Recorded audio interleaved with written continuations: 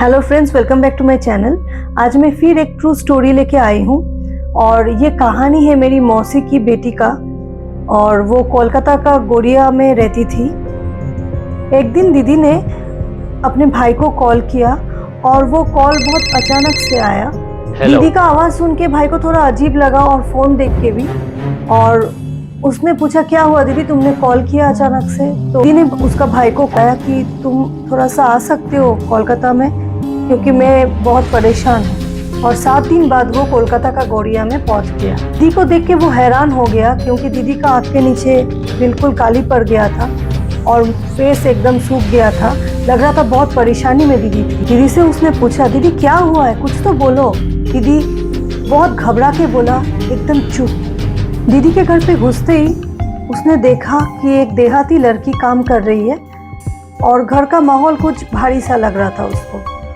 Next day दीदी ने कहा कि चलो थोड़ा सा शॉपिंग करना है। यही बोल के वो दोनों निकले और एक कॉफ़ी हाउस में जाके दीदी टूट के रो पड़ी। दीदी ने जो कहानी बोला वो सुन के उसका हाथ पैर ठंडा हो गया।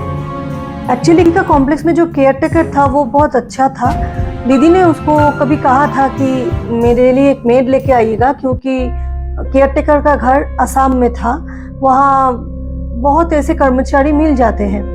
तो 15 दिन बाद वो छुट्टी में गया था और वहीं से मालती नाम की एक लड़की को वो लेके आया था। लड़की का एज लगभग 20-21 साल हो। वैसे तो मालती नाम की जो मेड थी वो ठीक ठाक ही थी, बट उसका आँख कैट सा ही था। मालती के आने का 2 दिन बाद से शुरू हुआ कहानी। घर पे कुछ ना कुछ हादसा होते रहता था। दीदी का 5 साल का एक बेटा था जो मालती को देख के काफी डर जाता था, सहम जाता था और बहुत जोर से रोता था।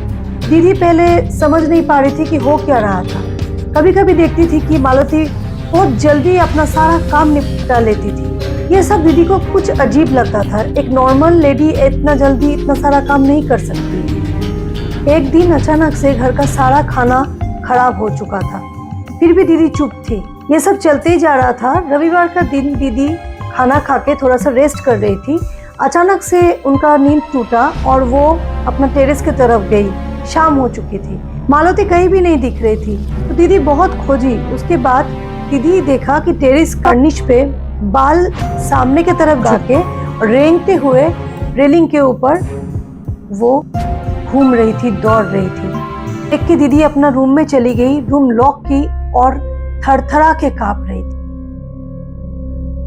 दीदी का हस्बैंड कामों के सिलसिले में हमेशा बाहर ही रहते थे, तो दीदी ने उनको कॉल करके सारा बात बताया, बट दीदी का बात का उनको विश्वास नहीं हुआ कि ऐसा भी हो सकता है। तो उन्होंने दीदी को समझाया कि ये सब कुछ नहीं है, तुम्हारा आँख का भूल है, तुम ठीक से रहो, मैं बहुत जल्द आता हूँ। उसके बाद उनके हस्बैंड आ गए और बच्चा को काफी हाई फीवर हो रखा था बहुत दिन से। जब से मालती आई है उसका 2 दिन बाद से बच्चे को फीवर हो गया था। ट्रीटमेंट चल रहा था बट कोई असर नहीं हो रहा था। उनका हस्बैंड किचन में गए थे पानी लेने के लिए। उन्होंने देखा मालती छिपकली पकड़ के खा रही थी।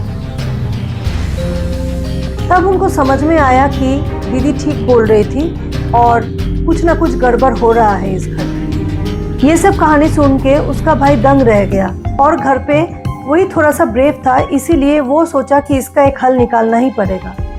घर पे थोड़ा सा ब्रेव होने के कारण वो सीधा केयर टेकर के पास गया और केयर टेकर को बोला कि तुम अगर सही सही मुझे सब कुछ मालती के बारे में नहीं बताओगे तो मैं तुमको पुलिस में दूंगा। फिर जाके केयर टेकर ने बताया कि मालती का घर तेजपुर में है। मैं मालती को पर्सनली नहीं जानता हूँ, लेकिन उसका मामा एक तांत्रिक है जिसके पास से मैं उसको लाया हूँ।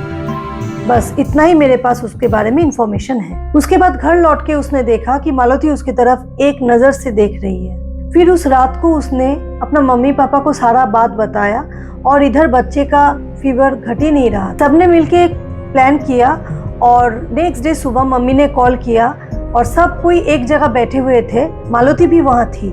मम्मी ने फोन करके कहा कि तुम लोग जल्दी से आ जाओ, तुम लोगों का पापा बहुत बीमार है और बहुत सीरियस है।